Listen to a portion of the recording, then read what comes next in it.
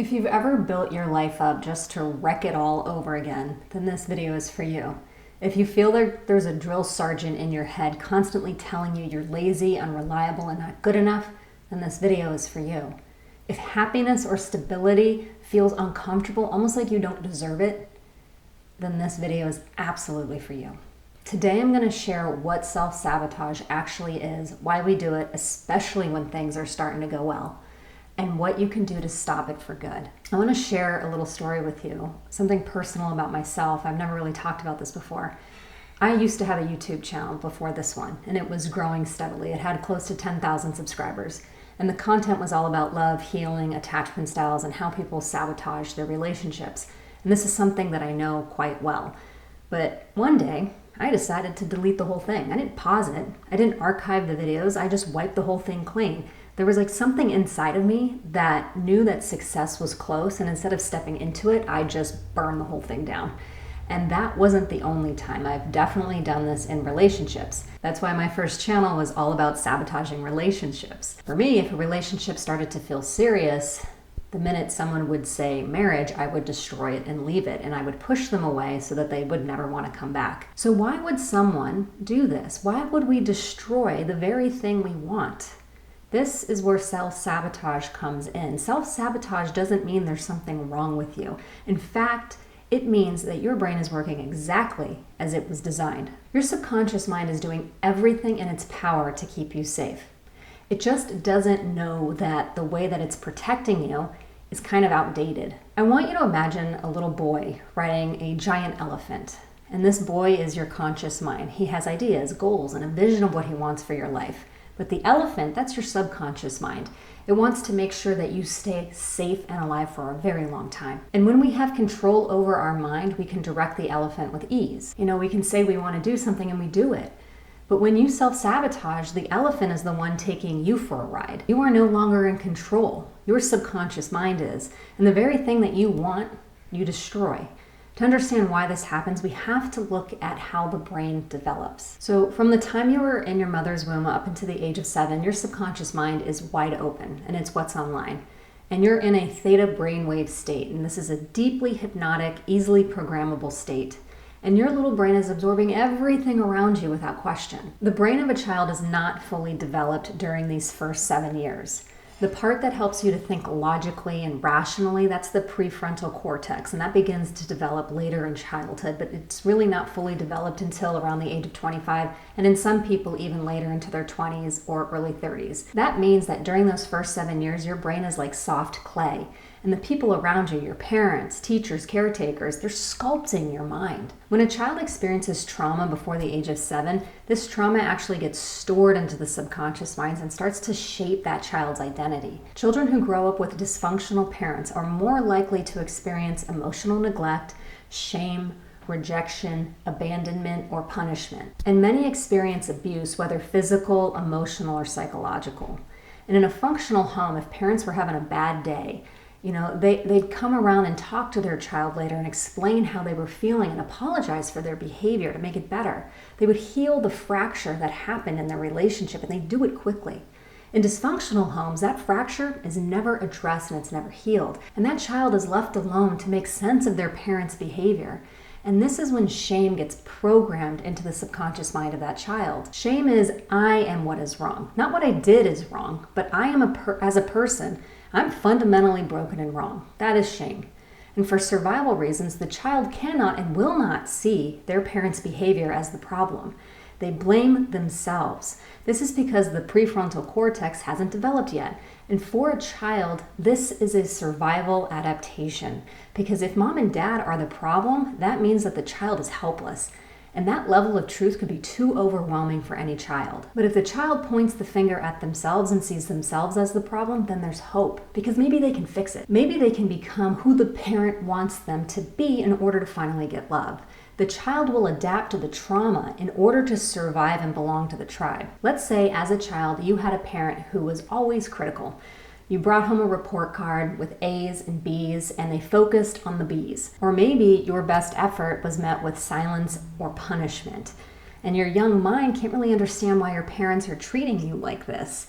So your subconscious mind tries to make sense of the situation and concludes, you know what, I must not be good enough, and no matter how hard I work, I'm not going to get seen, and I must be a failure.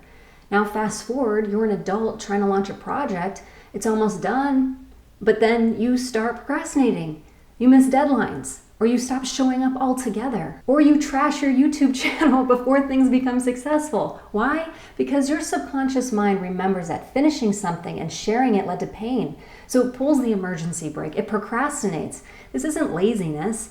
This is emotional self-protection. It's a survival adaptation. Same with people pleasing. If you grew up with a parent who was emotionally unpredictable, maybe you learned that being extra nice kept the peace, and that behavior kept you safe when you were a little one. So now as an adult, your subconscious mind thinks people pleasing is the only way to be accepted. And these aren't personality flaws, these are survival adaptations. What your subconscious mind survived in your childhood, it's going to seek this out in your adult life.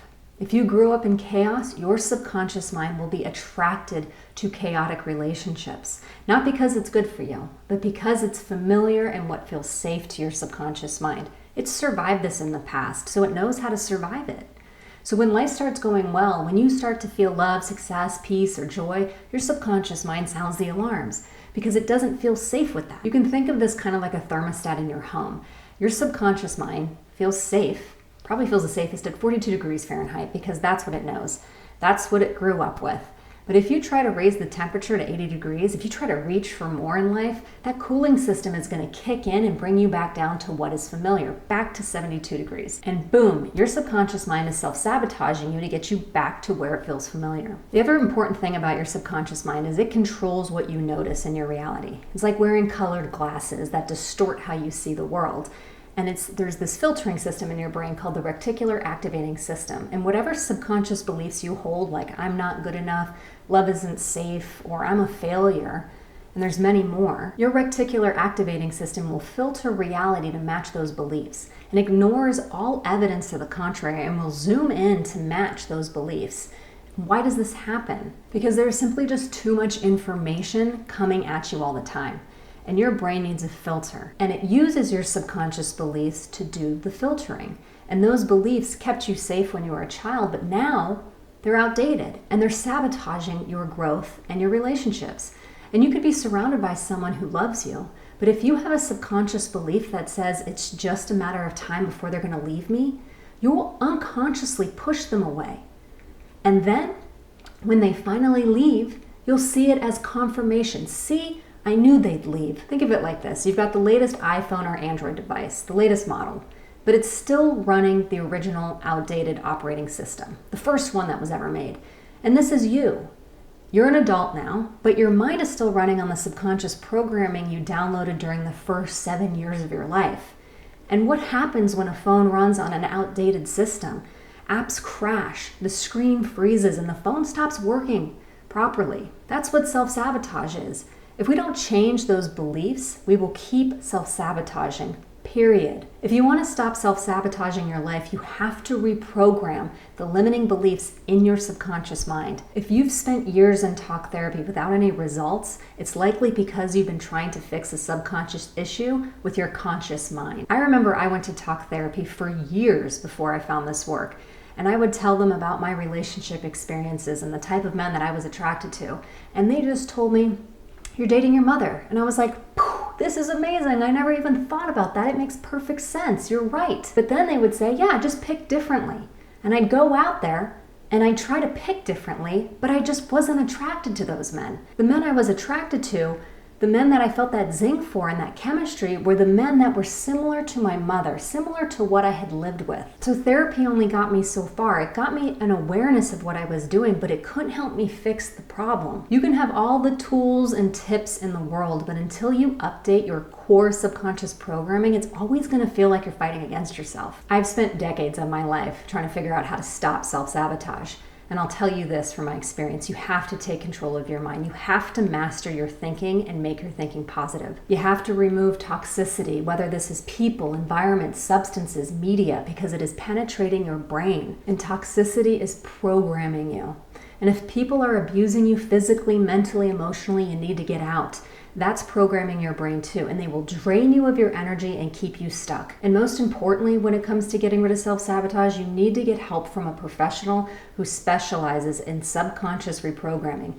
They are going to see your blocks, the ones that you can't see. If you keep attracting the same kinds of partners, bosses, or outcomes, you likely have a subconscious belief running the show. Until you change it, you're going to continue to live the same patterns. If you are ready to eliminate your subconscious self-sabotaging behavior, then sign up for a complimentary 15-minute call. The link is in the description below. These aren't going to last long, so go ahead and grab it while you can. And if you know someone who's stuck in a cycle of self-sabotage, please share this video with them because it could really help them. It might be the breakthrough that they've been waiting for. And you can turn your life around. Trust me, you can. I've done it. But it all starts in the mind.